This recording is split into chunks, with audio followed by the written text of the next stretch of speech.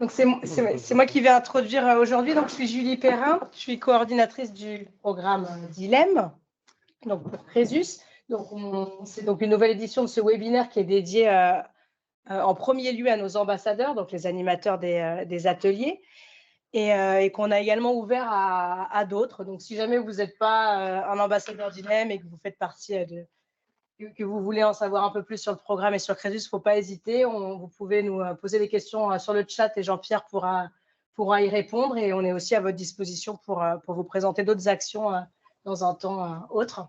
En tout cas, ce webinaire aujourd'hui, donc on est ravis de vous accueillir en visio. Ce sera pour vous présenter notre nouveau programme pédagogique Dilemme à venir, donc sur lequel on travaille avec les équipes Dilemme, notamment Jean-Claude et Jean-Pierre, depuis quelques années maintenant, depuis au moins 2-3 ans, et qui est le dernier volet de notre programme Dilemme. Donc, vous savez qu'on a déjà Dilemme Éducation, qui est le principal programme qui permet de sensibiliser à la gestion du budget classique, donc de connaître vraiment les bases de l'assurance, de la banque, la gestion du budget, la sensibilisation aux arnaques, aux jeux d'argent, etc. On a également Dilemme Entrepreneur, où là, on va se poser la question de la gestion du budget d'un entrepreneur en tant que personne et en tant que chef d'entreprise. On a également Dilemme Junior, donc qui là est un programme pédagogique pour découvrir la gestion du budget à partir de 8-9 ans. Et là, le dernier volet qu'on présente aujourd'hui, c'est Dilemme à venir, donc qui est vraiment la suite de tout ça, où là, on va réviser les bases, évidemment, de la gestion du budget et aussi se projeter dans le futur et voilà, se poser des questions sur qu'est-ce qu'on peut faire de notre argent quand on en a, ou qu'est-ce qu'on peut faire en tout cas pour assainir un peu son budget et essayer de se projeter un petit peu vers l'avenir. Donc, je vais laisser Jean-Claude prendre la main sur la présentation du webinaire. Si vous avez peut-être des questions ou des attentes sur le temps qu'on a devant nous, n'hésitez pas à les indiquer dans le chat. Comme ça, on adaptera aussi la présentation en fonction de vos retours. On se disait qu'on n'allait peut-être pas faire un tour de table parce qu'on ne voudrait pas que ça prenne trop de temps et que ça prenne aussi plus de temps sur vos agendas qui sont, j'imagine, très chargés. Mais en tout cas, si vous avez des questions, n'hésitez pas à lever la main et à vous présenter et à poser votre question pour qu'on puisse aussi interagir. C'est l'objectif. Donc, je passe la main à Jean-Claude et je vais partager évidemment la présentation. Je veux bien juste que si quelqu'un peut me confirmer que ça marche quand je le ferai. Sinon, je pourrais te le dire. Hein, ouais, Jean-Pierre, exactement, est connecté. Il pourra me le dire, c'est parfait. Donc, je vais présenter ma fenêtre. Hop, et hop. Je partage. Affichage, plein écran, c'est en bas. Ça y est, j'ai. Voilà, donc bonjour à tous. Donc, moi, effectivement, ça fait 2 ans et demi à peu près que je travaille sur le programme Dilemme à venir. Donc, on vous propose de faire 4 parties. Les objectifs de Dilemme à venir, vous expliquer les thèmes qui sont abordés dedans et comment on a travaillé. Et puis après, on rentrera dans le concret, comment ça marche, et puis voilà, les règles du jeu, les questions. Donc, vas-y. Donc, les objectifs, comme vous l'a dit Julie, c'est qu'on avait Dilemme Éducation qui permet d'appréhender la gestion du budget au quotidien. Donc, dans Dilemme Éducation, je le répète, peut-être qu'il y a des gens qui ne sont pas ambassadeurs Dilemme Éducation. Donc, c'est de gérer le budget au mois le mois et voilà, de payer ses charges avant la fin du mois et éventuellement, en parallèle, d'économiser un petit peu. Donc là, dans Dilemme à venir, les objectifs, c'est d'avoir un nouveau programme qui permette de donner des notions aux futurs participants sur l'épargne, l'investissement et la préparation à la retraite. Et donc, on leur donne des clés, c'est l'objectif du jeu, pour comprendre comment aborder des projets à plus long terme. Donc, la phrase qui, on va dire, nous a guidés, c'est que on ne peut pas prédire l'avenir, hein, on n'est pas devin, mais on peut au moins se préparer aux différentes éventualités, avoir des projets à long terme. Voilà, c'est ça les objectifs. Alors, simplement pour préciser que c'est pas exactement mis là, mais je vais le préciser. Le public, c'est des personnes qui ont soit déjà suivi un atelier Dilemme Éducation, soit des personnes qui savent déjà gérer leur budget au quotidien. qui savent dire, voilà, j'ai déjà payé toutes mes charges au mois le mois, j'ai suffisamment d'épargne de précaution, comme on dit à peu près 3 mois de salaire, comme ça en règle générale. Mais à part ça, je peux arriver à économiser par exemple 200 € par mois ou 100 € par mois. Donc au bout d'un moment, qu'est-ce que je vais en faire? Voilà, on se met dans cette situation-là. Donc comment on a fait pour travailler? On a fait 3 groupes de travail recherche et développement avec des personnes de banque, assurance, des gestionnaires de patrimoine, pour nous aider dans ce jeu, puisque moi-même j'ai travaillé pendant pas mal d'années dans la banque ainsi que Jean-Pierre, mais on est loin de tout savoir quand même. Voilà, donc on a fait un premier groupe de travail qui consistait à valider que dans ce qu'on avait prévu, on abordait bien tous les sujets. Donc il y en a beaucoup de sujets qui sont abordés ou qui peuvent être abordés, mais essentiellement ces 6 thèmes-là. Donc l'épargne, l'investissement, le côté assurance prévoyance, le côté crédit, achat de crédit immobilier, le côté patrimoine, succession, développement durable, on en parle aussi dans certaines questions, et préparer sa retraite ou en tout cas organiser sa fin de carrière, qu'on peut organiser déjà même quand on est jeune. Voilà, le groupe 2, ça consiste à faire, c'est toujours en cours, à faire des fiches infos et des vidéos pour aider les futurs ambassadeurs, parce qu'on a bien conscience que tout le monde ne peut pas être un professionnel de la banque ou de l'assurance, voilà, mais donc on a fait comme on a fait pour les autres jeux aussi, on a identifié 56 fiches infos vraiment propres à Dilemme Avenir sur des sujets qui peuvent être un petit peu complexe, pas forcément évident. Donc, on a essayé de résumer ça en 1 ou 2 pages. Et puis, on est en train de mettre mettre en place une formation spécifique qui se rapprochera de ce qu'on fait pour Dilemme Éducation et Dilemme Entrepreneur, mais avec un petit volet en plus pour aider les ambassadeurs à identifier s'ils pensent qu'ils ont les connaissances suffisantes ou sur quel point ils doivent valider leurs connaissances avant de démarrer. Je ne sais pas si vous avez des questions là-dessus, n'hésitez pas. Mais sinon, on peut les prendre à la fin aussi. Donc, arrête le suspense. Voilà. Alors, comment ça marche en pratique? En pratique, c'est un plateau qu'on va vous montrer juste après et qui ressemble à Dilemme Éducation. Et on fait 3 tours de plateau. Et dans chaque tour de plateau, on a un projet à réaliser. Les projets pourront évoluer, mais en tout cas, pour l'instant, au premier tour de plateau, les participants doivent acheter un véhicule. Et on leur explique à ce moment-là les différentes modalités de placement et d'épargne et les différents types de crédits auto, donc on en reparlera après, ou le achat, leasing, etc. Sur le deuxième tour, ils doivent acheter un logement, un appartement, donc il y a toutes les problématiques d'immobilier, d'un crédit, etc. Et dans le troisième tour, préparation à la retraite, on va dire même plus large, avec des questions de gestion de patrimoine, de régimes matrimoniaux, de succession, etc., qui ne concernent pas, comme je le disais, que des personnes jeunes. Voilà. Ça, c'est les 3 sujets. Et autour de ça, il y a un certain nombre de questions qui viennent se greffer. Avant que tu passes plus en détail sur la présentation même, il y a une question sur c'est à peu près quand les formations que tu pourrais envisager? C'est la rentrée, c'est ça? Oui, alors là, sur le planning, on a une version prototype pour l'instant sur laquelle on travaille. Voilà, on commence une première formation la semaine prochaine. Non, à partir de la rentrée. Ce sera à partir de la rentrée, parce que là, les jeux sont en cours de… Le maquettage est fini, mais en cours d'édition. Arrivé dans l'été. Ce sera plutôt à compter de la rentrée maintenant. Voilà. Merci Jean-Pierre. Voilà. Oui, ok, tu peux passer. Alors, bon, c'est la suite, hein, comment ça marche. Donc, quand les participants font le jeu, ils vont apprendre à financer un investissement, c'est-à-dire identifier et comprendre les différentes formes de financement. Et puis, se préparer à un rendez-vous pour souscrire à un emprunt. Par exemple, aller chez son banquier, qu'est-ce qu'il faut demander, qu'est-ce que le banquier pourra demander, quels documents, quels sont les critères, pour ne pas prendre un rendez-vous avec son banquier et arriver sans savoir quoi demander ou être étonné si on leur demande combien il gagne, par exemple. Non, forcément, le banquier a besoin d'informations.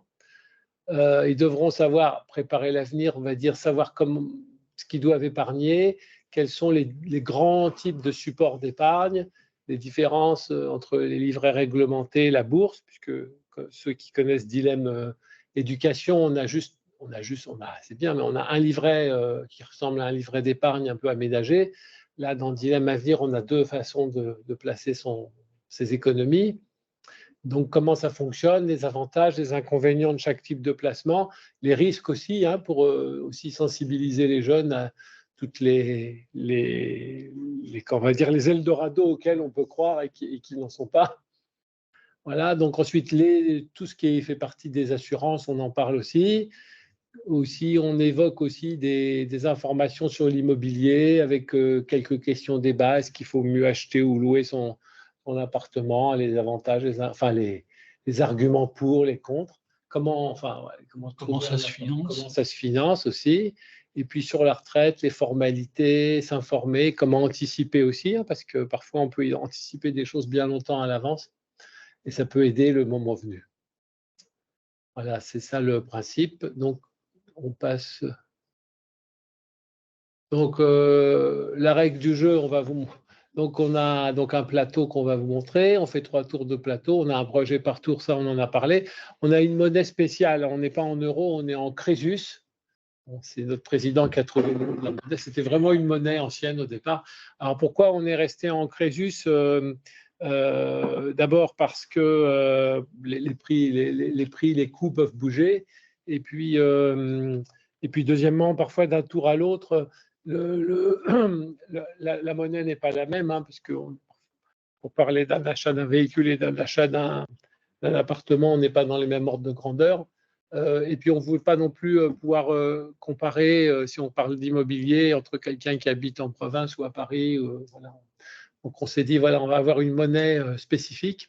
Et on a aussi une nouveauté qui n'existe pas dans Dilemme Éducation. On a une monnaie temps qui s'appelle le Chronos, puisqu'on le sait tous, le temps c'est de l'argent.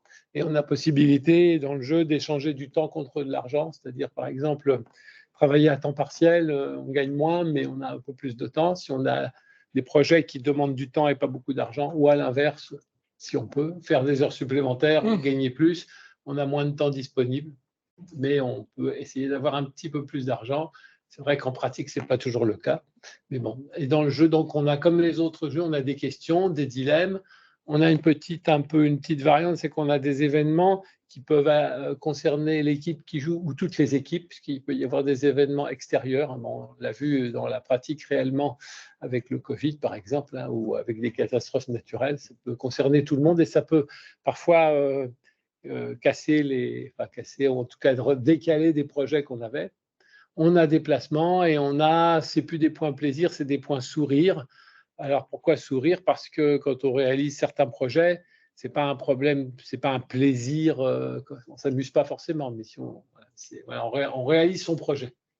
Et donc il n'y a qu'un seul objectif dans le jeu, contrairement à Dilemme Éducation où il y en a 3 pour ceux qui d'accord. Voilà. Pour ceux qui attends, j'ai un petit écho. Voilà. Pour ceux qui ne connaîtraient pas Dilemme Éducation, il y a 3 objectifs dedans. C'est réaliser un projet, avoir 10 points plaisir et surtout payer ses charges tous les mois. Là, il n'y en a qu'un seul, c'est avoir un maximum de points sourire. Et la philosophie du jeu, c'est bien sûr toujours pas de dire qu'on veut être plus riche que l'autre, on n'est pas au Monopoly. C'est simplement de se fixer des objectifs et arriver à les obtenir. Et il y aura toujours quelqu'un de plus riche, peut-être à part Bernard Arnault ou Elon Musk, il y aura toujours quelqu'un de plus riche à côté de soi. C'est pas ça l'objectif. C'est voilà. Dans le jeu, toutes les équipes peuvent gagner. Et il n'y a pas de gagnant, pas de perdant. L'idée, c'est d'essayer de gagner de faire ce qu'on s'est fixé. Si je parle pas très bien français, c'est comme ça. Voilà. On a compris quoi. Donc, suivant. Ah, pardon, j'aurais pu passer. Alors, le plateau, le voilà. Ah, il est beau. Le plateau, le voilà.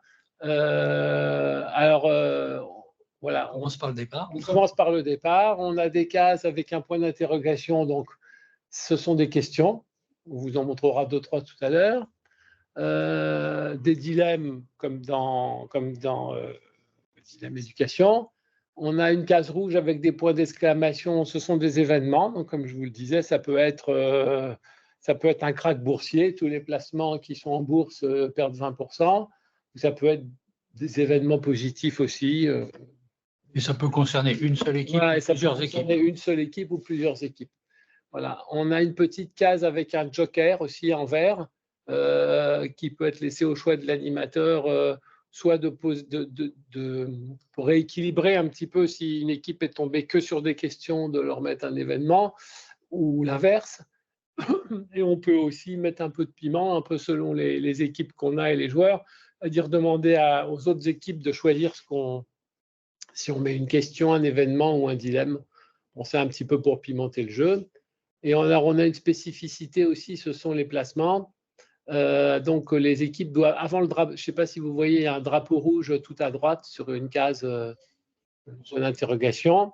C'est-à-dire que au début du tour, les équipes doivent décider ce qu'elles placent et elles ont deux façons de placer, un compte livret ou un compte bourse. Ce sont les deux petits bandeaux bleus et violets qui font le tour tout en bas, qui font le tour en bas. Et la valeur la rentabilité du placement est donnée par là. Alors, je ne sais pas si vous voyez là, c'est peut-être en petit. Sur le plateau réel, on le voit mieux. Voilà, c'est tout en bas. Non. Grosso modo, le livret, c'est comme un livret A, il progresse gentiment, doucement au fil de l'histoire. Donc, plus vous les attendez, plus vous laissez l'argent dessus, plus ça rapporte. Voilà. Donc, ça finit par rapporter 10, 20, 30%, parce qu'en fait, le chemin n'est pas un mois, mais plutôt en années. Oui, le tour correspond à peu près à 3 années, à peu près. Donc, celui-là, il n'a aucun risque, comme un livret A. Donc, ça permet aussi de faire toute la partie pédago, surtout les réglementés, entre guillemets, les livrets réglementés. Et puis, je te passe la parole sur le livret bourse, qui est beaucoup plus en montagne russe. Le livret bourse, effectivement, il suit un peu les placements, les valeurs que pourrait avoir une SICAV action standard, un peu. C'est-à-dire qu'au début, ça baisse un peu, après, ça remonte. Après, il y a une ou deux cases où ça baisse de façon importante. Et sur la fin, ça remonte. Et par contre, si on dépasse la dernière case, on remonte encore, mais un peu moins. Voilà, donc il y a certains, dans les tests qu'on a fait, certains jeunes, par exemple, on l'a fait avec les compagnons de devoir, qui ont tout de suite compris que parfois on est sur une case où il faut attendre un petit peu avant de vendre parce qu'on s'aperçoit qu'on est un peu en baisse sur son compte bourse. Voilà, donc ça c'est le tour extérieur et en fait chaque équipe. Là aussi, non, vas-y. Là aussi c'est important parce que du coup ça permet de glisser toute la pédago sur quel différent. D'abord, il va y avoir des questions sur qu'est-ce que c'est que des actions, qu'est-ce que c'est des obligations, qu'est-ce que c'est que la part de risque, comment il faut être maître du temps sur des éléments boursiers qu'à court terme c'est pas forcément la bonne solution. Bref, toute la partie pédago sur la partie bourse et investissement long terme entre guillemets peut être fait justement en expliquant aux gens, vous avez à choisir. Attention, vous allez arriver au drapeau. Donc, vous choisissez la piste de droite ou la piste de gauche. Il y en a une qui va doucement, mais sûrement. Il y en a une, il y a plus de bosses et de creux. Comment vous le sentez? Les équipes doivent répartir leur placement sur les deux produits. Et donc, chaque équipe possède deux pions de la même couleur. Donc, un qui fait le tour extérieur qui représente un petit peu la vie quotidienne, où il faut, voilà, comme on l'a dit, gérer son épargne. Et puis, avec leur deuxième pion, à chaque tour de jeu, elles doivent aller dans le centre, en ville, on va dire, pour faire un certain nombre d'actions qui correspondent à leur projet à réaliser. Donc, par exemple, quand elles voudront aller acheter un véhicule, elles devront aller au garage, par exemple, là, ou bien elles peuvent aller faire du sport, ou peuvent aller faire, en gagnant un certain nombre de points sourire qui viennent compléter un peu les points sourire qui seront gagnés en réalisant les projets. Bien sûr, réaliser le projet, ça gagne beaucoup plus de points sourire que, on va dire, participer à une association, mais voilà, c'est valorisé quand même. Ça permet de montrer qu'il n'y a pas aussi que le travail dans la vie, il faut aussi, on peut participer à des actions d'aide, etc. Et puis aussi, il faut privilégier aussi sa vie personnelle à côté. Et puis, Tu as dit que du coup, pour réaliser son projet, avant de passer aux questions, il faut en fait, grosso modo, à chaque fois, tu as plus ou moins 3 étapes. Oui, c'est ça. Alors, non, ça, je n'ai pas encore dit, mais c'est dans la slide d'après. Ah, bah, très bien. Non, c'est des exemples de questions. Non, on vous a mis quelques exemples de questions. Alors, c'est des questions que du premier tour. Vous voyez en haut, il y a TA, c'est le premier tour.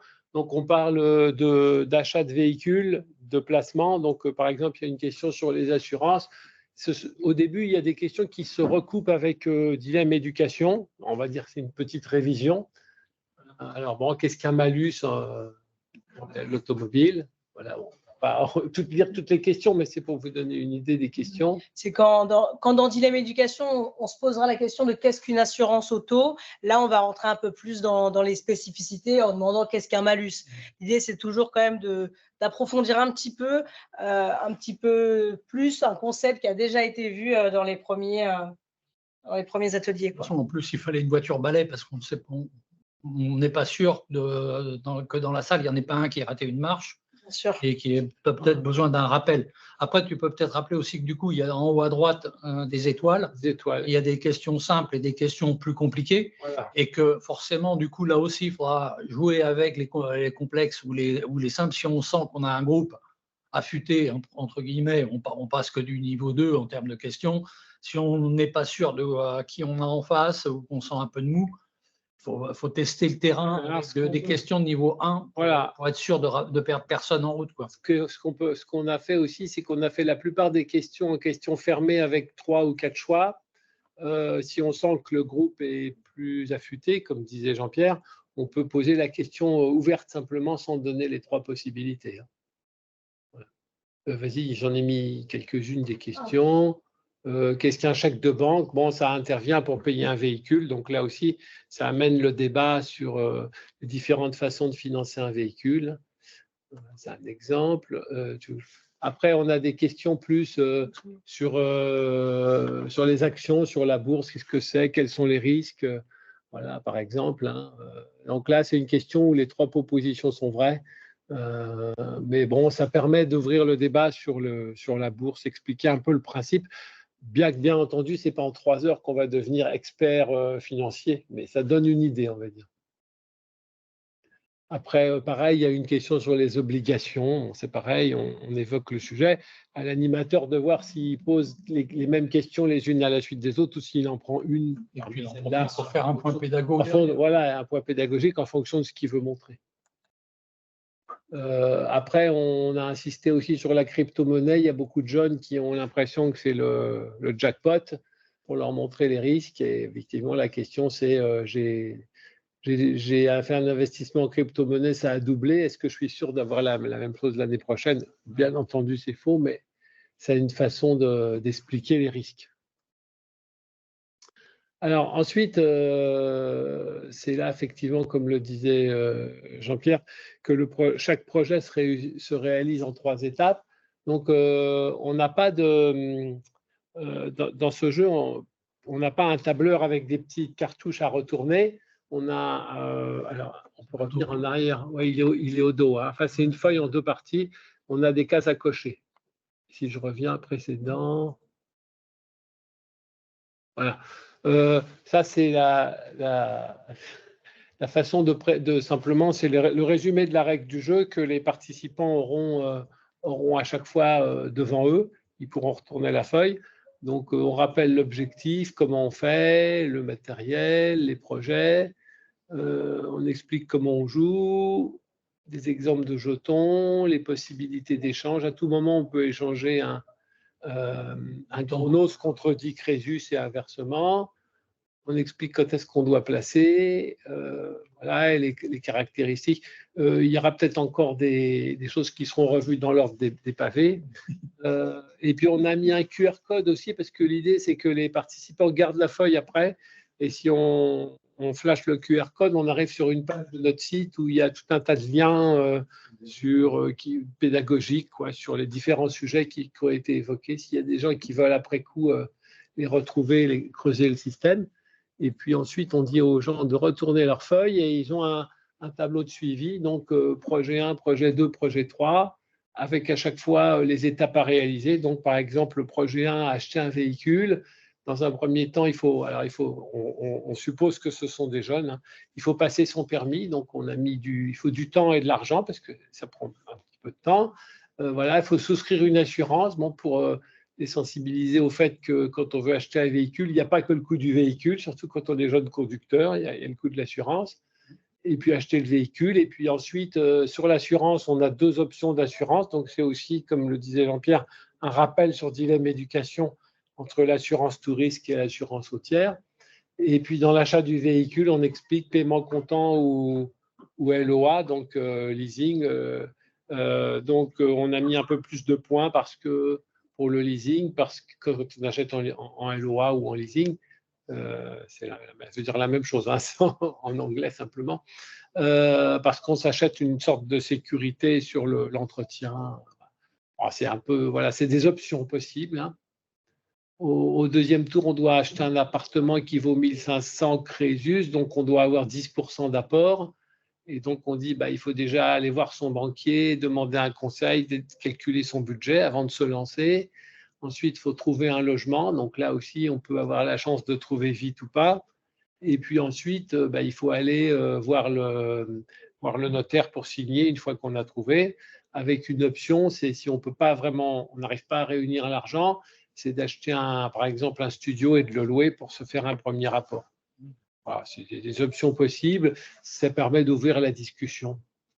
Et au troisième tour, on considère que quand on prépare sa retraite, il faut d'abord suivre une formation. On va dire c'est une façon où là, c'est les participants qui posent une question. Ça, pour ceux qui connaissent Dilemme Entrepreneur, c'est un peu comme les conseils d'experts de Dilemme Entrepreneur. Ensuite, on considère que voilà, on aura des revenus plus faibles à la retraite, donc il faut épargner un peu. Donc on explique que ça peut être en principe, on a mis la somme, donc on va dire ça peut être une assurance vie. En tout cas, il faut mettre de l'argent de côté sur un produit d'épargne. Et après, on peut souscrire en option des assurances complémentaires, faire une donation à ses enfants. Voilà, c'est des options possibles. Après, c'est pour ouvrir la discussion. Oui, comme tu disais, chacune des étapes, aussi l'occasion de faire un point pédago. Quand on est sur le projet 2, là, l'IMO, qu'on va voir son banquier, le gars va vous demander est-ce que vous avez fait un point budgétaire, combien il vous reste à vivre, est-ce que vous avez de l'épargne, combien vous avez de crédit en cours. Enfin, bref, ça permet de faire toute la partie pédago autour. Dès qu'une équipe arrive sur cette étape-là, on peut faire un point pour tout le monde. Pareil, sur la retraite, c'est le moment de parler de c'est quoi la capitalisation, c'est quoi la répartition, etc., etc. Pareil, sur les produits d'épargne, on peut faire un point sur l'épargne longue, quels sont les différents supports d'épargne longue, c'est ça. etc., etc. Parce que j'ai vu passer une question sur le PEE, mais il peut y avoir aussi des questions sur le PER, oui, tout à fait. Il y a des questions sur l'assurance vie, il peut y avoir plein de trucs qui se posent, et c'est l'occasion de faire un petit tour de table, entre guillemets, enfin tour de table, tour d'horizon, de ces différentes familles de produits, de façon à ce que chacun voit un peu clair dans sa tête. Voilà, c'est vraiment un moment de pédago qui peut être fait à l'occasion du premier passage sur une de ces étapes. Et sur la droite, il y a un petit tableau bleu et violet qui permet à chaque équipe de mettre combien elle a investi et combien elle a gagné, voire perdu, peut-être, pour voir à la fin du jeu, effectivement, ceux qui ont réussi à épargner, si vraiment ça leur a servi et en quoi ça leur a servi d'épargner. Un petit tableau croisé en bas pour aider les personnes qui auraient du mal avec les pourcentages, les intérêts. C'est aussi pédagogique là-dessus pour calculer un produit qui gagne 20% ou 30%. Voilà. Il y a aussi des calculs à faire, pas très compliqués, mais voilà. Donc on explique comment faire le calcul.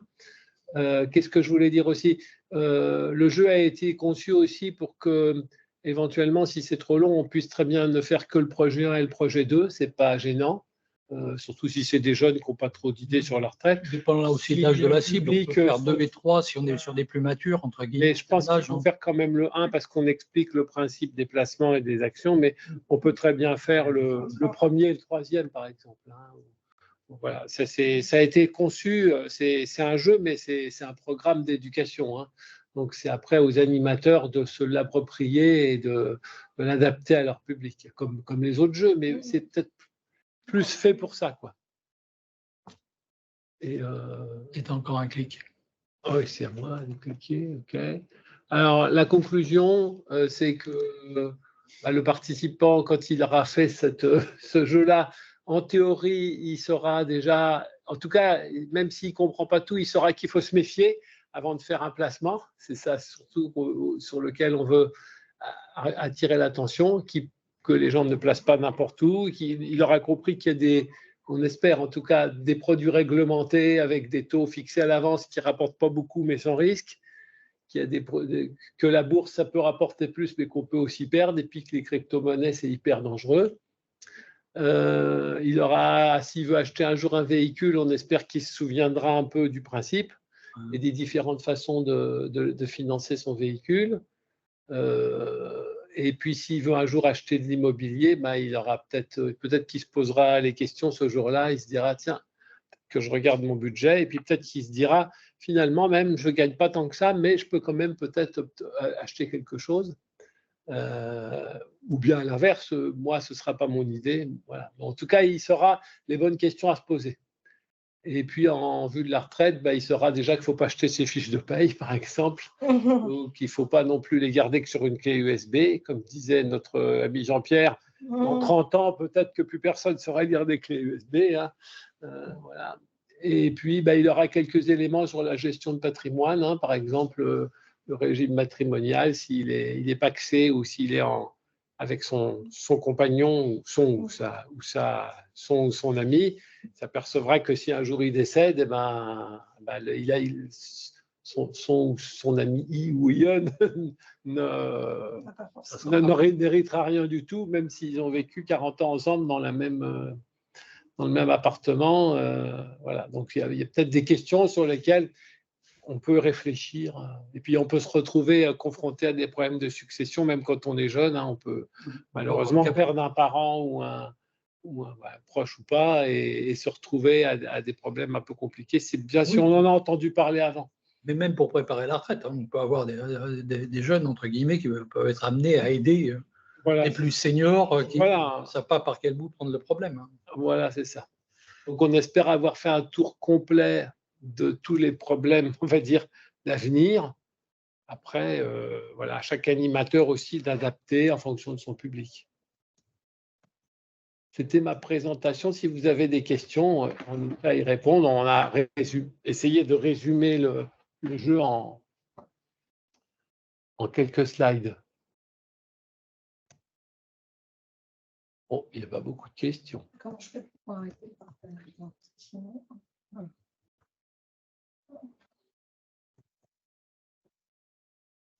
On va parler de l'effet inflation. J'ai répondu. J'ai dit qu'en fait, on ne l'a pas complètement intégré, mais qu'en fait, dans la partie pédago, sur tout ce qui est taux d'intérêt, on parle d'intérêt réel. Et donc, en fait, on sensibilise au fait que gagner 3%, oui, quand il y a 6% d'inflation, 3, c'est joli, mais comme il y a 6 d'inflation, en fait, ça peut faire 3, du moins 3, et des choses comme ça. Donc, cette notion-là, on l'a plus abordée dans la partie pédago que dans la partie jeu, parce qu'après, ça devenait un peu compliqué d'avoir plein de lignes suivant qu'on avait une grosse, une petite inflation, etc., etc. Par contre, il y a des événements où, en effet, le prix de l'énergie augmente et à ce moment-là, tout le monde se prend un pain. Il y a des événements surprises pas trop sympas. Alors, on essaye de ne pas les sortir à chaque tour non plus, parce que sinon, ça décourage quand même. Mais non, mais il faut quand même. L'idée, c'est d'en préparer quelques-uns quand même. Hein. Vous avez des réactions. Vous pouvez ouvrir vos micros si vous voulez réagir par oral ou par écrit. Comment vous le sentez, ce jeu? Moi, j'aime bien. Moi, j'aime bien. Donc, ça, c'est tout à fait objectif comme point de vue. Je vois quelqu'un en train de taper. Ça donne envie de manipuler. Marie-Hélène, quand vous voulez. Ouais. C'est principal, c'est complet, à adapter au public. Oui, effectivement, on a défini un standard. Après, selon le public, hein, si c'est un public qui est déjà assez averti, type des étudiants en 3e année d'école de commerce, on peut passer vite sur, par exemple, ils sont quand même censés savoir calculer très vite des pourcentages et des taux d'intérêt. on peut passer sur des questions plus juridiques, sur la famille ou les différents types sur les placements, je crois sur les placements. Plus, voilà. Et si c'est des personnes qui sont moins férues, ben, voilà, on reste plus sur les basiques. Hein. C'est d'une très grande souplesse, hein, en fait. C'est pour ça qu'en fait, il y a 2 niveaux de questions. Après, c'est toujours pareil, la partie pédago peut prendre plus ou moins de place suivant comment sont les gens, accros ou pas accros, s'ils sont un peu largués ou pas largués. Donc, c'est vraiment très, très souple. Quel est le cœur de cible? Alors, on a défini que c'était plutôt ça peut être tous âges, mais c'est plutôt à partir de 18 ans. On l'a testé auprès de différents publics. C'est vrai que des gens qui sortent de missions locales et qui sont un peu éloignés du fonctionnement quotidien, certains ont bien pigé le truc, d'autres ont eu un peu de mal. Pour le public, par exemple, les jeunes en mission locale ou les jeunes en insertion ou sortis un peu du système classique scolaire, on aurait plutôt tendance à proposer d'abord un atelier dilemme éducation pour bien consolider les acquis, réviser les bases, être bien sûr qu'on sait bien ce qu'est un découvert bancaire, ce qu'est un crédit immobilier, quelles sont les assurances principales, et après revenir, pourquoi pas, 2 semaines, 1 mois, temps à définir, avec un nouvel atelier qui serait là un atelier dilemme à venir où on reviendrait un peu sur les concepts initiaux et on développerait d'autres sujets. Donc, c'est plutôt, voilà, on va dire pour les publics où on sait qu'il y a des lacunes sur ces sujets-là, ben, on va proposer les deux.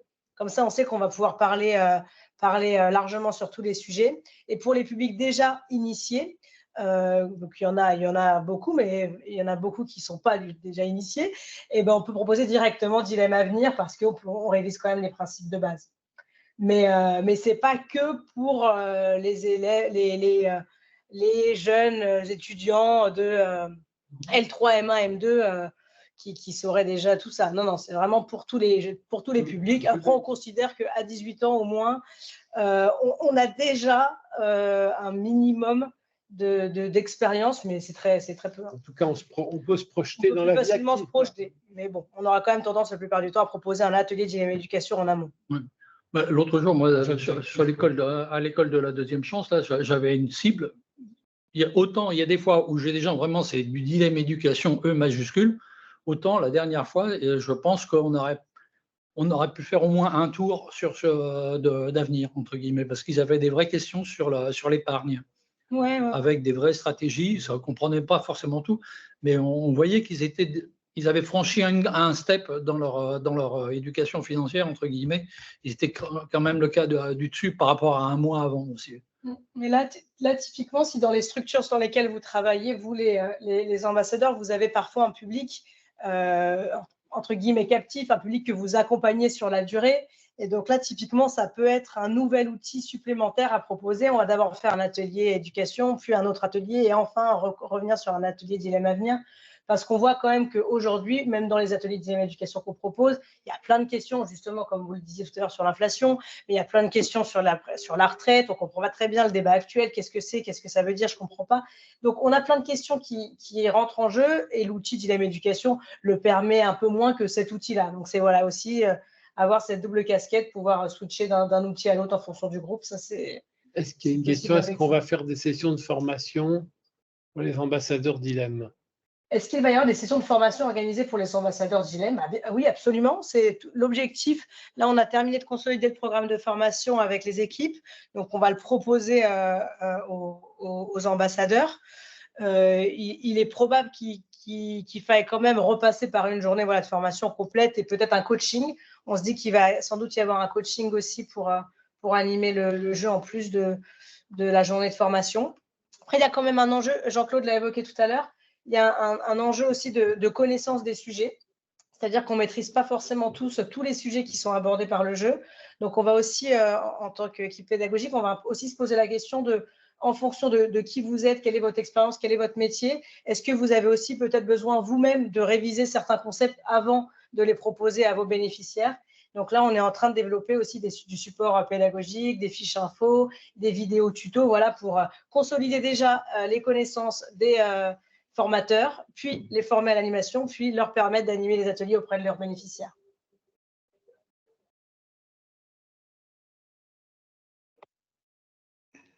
Mais en tout cas, oui, Audrey, vous aurez dès septembre, sans doute, des nouvelles de nous via la newsletter ou autre pour vous proposer voilà, d'en savoir plus sur Dilemme à venir. C'est vrai que des gens qui sont déjà ambassadeurs Dilemme Éducation, on va dire, auront déjà l'habitude d'animer ce genre de jeu. Et bon, voilà, il y a une règle du jeu qui est un petit peu différente, mais voilà, c'est quand même le même genre de logique. Oui, oui, oui. On aura sans doute une formation spécifique pour les ambassadeurs et déjà expérimentés de Dilemme Éducation. On ne va pas leur refaire leur sans doute la même s'ils savent formation. animer, par exemple. Ce sera différent. Et pour répondre à la question, est-ce qu'elles auront lieu sur Paris, il y aura des formations interstructures qui seront proposées sur Paris et sur Strasbourg, parce que c'est là où on a nos bureaux. Après, nous, on se déplace et on vient former les ambassadeurs dans leur structure. Donc, on peut venir chez vous. On peut aussi organiser une formation interstructure avec d'autres structures du département dans votre département. Tout est ouvert en fonction des demandes. On pourra sans problème se déplacer. Mais quoi qu'il en soit, ce qui est sûr, c'est qu'on aura une base de formation récurrente, peut-être mensuelle ou un peu moins au démarrage, mais sur Paris, ça c'est clair. La formation est-elle un passage obligé pour les animateurs éducation? C'est la question qu'on est justement en train de se poser, Denis. Une formation sans doute. Après, une formation d'une journée plus une demi-journée de coaching, peut-être pas. Peut-être que ce sera une participation à un atelier Dilemme à venir en tant que joueur. Une demi-journée peut-être. Voilà, peut-être une partisipation à un atelier, puis un coaching, à voir. Ça dépend comment les gens se sentent à l'aise par rapport aux 3 domaines, parce que si tu avais la liste à un moment donné des courses de tous les sujets que tu abordais, il peut y avoir des gens qui aujourd'hui font super bien éducation, mais qui ne sont pas ceinture noire, entre guillemets, de placement en bourse ou de qu'est-ce qu'on fait pour la retraite, parce que c'est des sujets qui en fait sont quand même pas forcément très spécifiques. Voilà, tout à fait. Donc il peut y avoir à un moment donné surtout un besoin entre vous et nous de creuser une question ou un domaine pour vous sentir complètement à l'aise sur les 3 tours. La palette des choses à savoir sur l'avenir est quand même plus large que celle sur l'éducation. Bien sûr. Quand même de la bagnole avec l'assurance entre guillemets qui est presque de l'éducation jusqu'à les crédits, les crédits IMO, les crédits relais, les hypothèques, les notaires, les assurances vie, les PER, etc. Ça fait une largeur de spectre qui est non négligeable. Donc c'est peut-être là qu'il y a des trous dans la raquette. Donc c'est plus dans la façon qu'on pourra trouver ensemble de remplir entre guillemets certains trous dans la raquette que se pose la question, plus que sur le process d'animation en tant que tel. Je pense que là, ça peut être allégé pour un ambassadeur éducation. C'est vrai qu'on a prévu une formation complète qui va du côté connaissance jusqu'au côté animation. Les gens qui savent déjà animer Dilemme Éducation, la partie animation, ce sera sûrement une formalité. Et par contre, après, ça dépend des gens. Hein. Ouais. Mais oui. Nous, on sait très bien qu'il y a des animateurs, des ambassadeurs Dilemme Éducation qui pourront passer sur Dilemme à venir, moyennant une lecture de la règle du jeu, ils sauront le faire. Et puis d'autres qui auront besoin d'approfondir quelques connaissances. Comme des fiches infos. Je crois qu'il faut jouer le jeu pour maîtriser les nouveaux concepts ou pour les nouveaux domaines abordés, c'est ça. Quoi qu'il en soit, vous devrez passer par une participation à un atelier Dilemme à venir pour découvrir la mécanique. Mais ça, oui, ça c'est. Il faut qu'on termine d'y réfléchir pour vous donner une réponse affirmée. Peut-être avec un peu plus de recul aussi sur les premières animations des premiers ambassadeurs formés, on pourra vous dire quel process ce sera exactement pour les ambassadeurs éducation.